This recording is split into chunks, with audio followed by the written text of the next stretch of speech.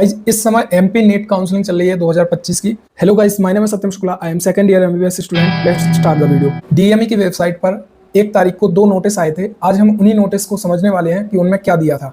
तो सबसे पहला नोटिस है, यहाँ पे हम देख सकते हैं, जैसा कि आप यहाँ पे देख रहे हैं, ये जो नोटिस है इसमें लिखा है notice for resignation and cancellation of admission and upgradation of first round. मतलब या तो आपको एडमिशन कैंसिल करना हो या अपग्रेड करना हो फर्स्ट राउंड में, तो इसके लिए ये नोटिस है। ठीक है, ये किसके लिए है? एमबीबीएस और बीडीएस कोर्स के लिए है। 1 तारीख को ये नोटिस आया था। ठीक है, अब इसमें पढ़ लेते हैं। This is for information to all the candidate who are participating in state UG counselling that in view to revise time schedule for all India and state UG counselling published MCC portal.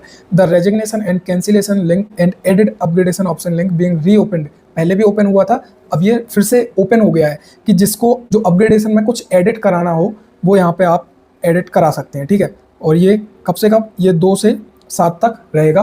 कब? 6 बजे तक, शाम को 6 बजे तक। तो अब cancel कौन कराएगा? कैंसिल वो कराएगा, जैसे कि आपको पता होगा कि 4 तारीख से 12 तारीख तक आपका जो ऑल इंडिया कोटा है उसकी काउंसलिंग चलने वाली है। ठीक है, और वहीं 10 तारीख से 19 तारीख तक आपको एमपी की स्टेट काउंसलिंग चलने वाली है। तो अगर किसी बच्चे को ऑल इंडिया कोटा से बेटर कॉलेज मिल गया, ठीक है, जो स्टेट में जो उसको मिला उससे बेटर कॉलेज कोई मिल रहा है उसको ऑल इंडिया कोटा से, तो वो यहाँ एमपी में क्यों लेगा? तो उसके लिए है कि अगर ऐसा कोई इस तरीके का कोई केस होता है तो उसमें आप अपना कैंसिल करा सकते हैं, उसके लिए ये नोटिस है। और वहीं एडिट अपग्रेडेशन ऑप्शन, अगर अपग्रेडेशन में आपके कोई एडिट कराना हो आपको, उसके लिए भी ये लिंक ओपन हो जाएगी। और ये कब तक रहेगी?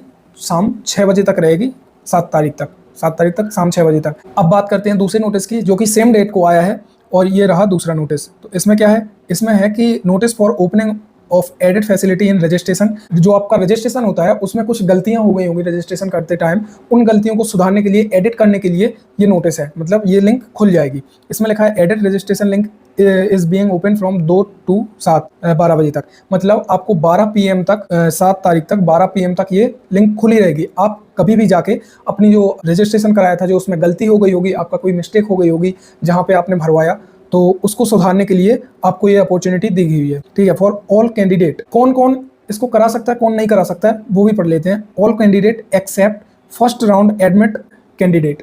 जिन्होंने फर्स्ट राउंड में एडमिशन ले लिया है कॉलेज में, ठीक है, वो नहीं करा सकते। एक्सेप्ट लिखा है, एक्सेप्ट मतलब इनको छोड़कर। First round admitted candidate and candidate who resign after taking admission. और जिन्होंने एडमिशन लेकर मतलब रिजाइन कर दिया, मतलब कॉलेज में एडमिशन लिया ही नहीं, जैसे फर्स्ट राउंड में कॉलेज मिल गया उनको, ठीक है, ऐसे ही भर दिया उनने, उनको चाहिए था नहीं कॉलेज, भर दिया, ऐसे ही प्राइवेट कॉलेज माना कि भर दिया, अब वो उन्होंने रिजाइन कर दिया, वहाँ पे एडमिशन नहीं लिया, अलॉट हो गया लेकिन एडमिशन नहीं लिया, उनके लिए ये फैसिलिटी नहीं है। ठीक है, candidate who want to amend any entry in profile registration can avail this one time facility. एक बार में ही आपको ये सुधारना है। ठीक है, अच्छे से सोच समझ के आपको डालना है। कई बार ऐसा होता है, जैसे कि जनरल वालों के लिए बता रहा हूँ, मतलब जो जनरल वाले हैं उनका EWS जो सर्टिफिकेट है वो पहले बना नहीं होगा, और अब अगर वो बन गया होगा तो अब वो उसमें जनरल की जगह पे EWS कर सकते हैं, मतलब रिजर्वेशन का फायदा मिल सकता है ना इसका। इस नोटिस से कम इन बच्चों को तो फायदा होने वाला है। अब जो भी, अगर आपने पिछली बार गलती कर दी हो तो अब सोच समझ के अच्छे से भर दें इसमें।